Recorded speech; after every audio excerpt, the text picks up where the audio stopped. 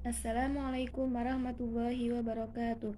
Perkenalkan, nama saya Maya Gwita Mawar, NIM 20211143374, kelas 1J, Prodi PGSD, Fakultas Keguruan dan Ilmu Pendidikan. Di sini saya akan menjelaskan materi yaitu tentang peran keluarga, pemerintah, dan masyarakat dalam pendidikan. 1. Tanggung jawab pendidikan oleh orang tua.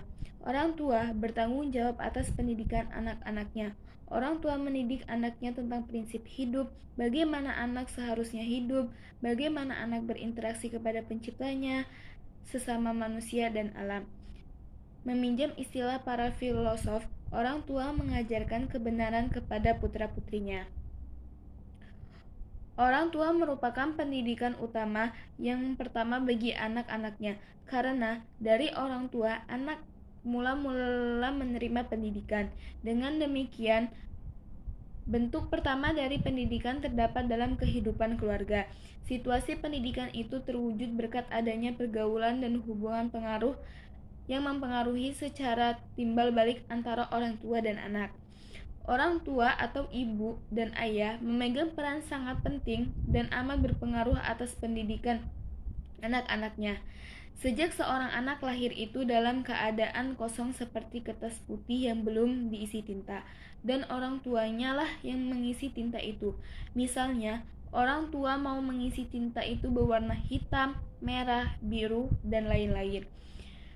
Berikan contoh tauladan yang baik kepada sang anak. Anak adalah peniru ulang, maka berhati-hatilah orang tua dalam bertingkah laku dan menjalankan kebiasaan. Anak belajar berperilaku melalui pengamatan pada perilaku orang tuanya. 2. Tanggung jawab pendidikan oleh pemerintah.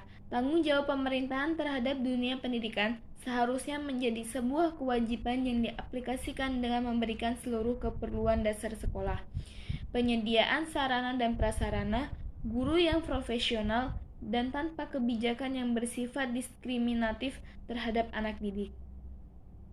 Konstitusi Republik Indonesia, Undang-Undang Dasar 1945, Amandemen keempat, secara tegas telah mengatur tentang hak setiap warga negara untuk mendapatkan pelayanan pendidikan. Pemerintah diwajibkan untuk menyelenggarakan sistem pendidikan nasional yang dapat menjangkau kebutuhan warga masyarakat. Hal ini sebagai tercantum dalam pasal 31 ayat 3 dan 4 Undang-Undang Dasar 1945 yang berbunyi 1 ayat 3 yang berbunyi, pemerintah mengusahakan dan menyelenggarakan satu sistem pendidikan nasional yang meningkatkan keimanan dan ketakwaan serta akhlak mulia dalam rangka mencerdaskan kehidupan bangsa yang diatur dalam undang-undang. Selanjutnya ayat 4 yang berbunyi, negara memprioritaskan anggaran pendidikan sekurang-kurangnya 20% dari anggaran pendapatan dan belanja negara serta dari anggaran pendapatan belanja daerah untuk memenuhi kebutuhan penyelenggaraan pendidikan nasional. 3. Tanggung jawab pendidikan oleh masyarakat. Masyarakat adalah pelaku atau faktor penting dalam pendidikan dan merupakan lingkungan luas yang mempresentasikan akidah dan akhlak, serta nilai-nilai dalam prinsip yang telah ditentukan. Sedangkan, tugas masyarakat dalam pendidikan meliputi bidang yang cukup luas dan bermacam-macam, yaitu membuat hal-hal terkecil dalam hidup sampai apartemen-apartemen dan perusahaan-perusahaan besar. Berikut ini adalah beberapa peran dari masyarakat terhadap pendidikan, antara lain sebagai berikut. 1. Masyarakat berperan serta dalam mendirikan dan membiayai sekolah. 2. Masyarakat berperan dalam mengawasi pendidikan agar sekolah tetap membantu dan mendukung cita-cita dan kebutuhan masyarakat. 3. Masyarakat yang ikut menyediakan tempat pendidikan. 4. Masyarakat yang menyediakan berbagai sumber untuk sekolah. Mereka dapat diundang ke sekolah untuk memberikan keterangan-keterangan mengenai suatu masalah yang sedang dipelajari anak didik.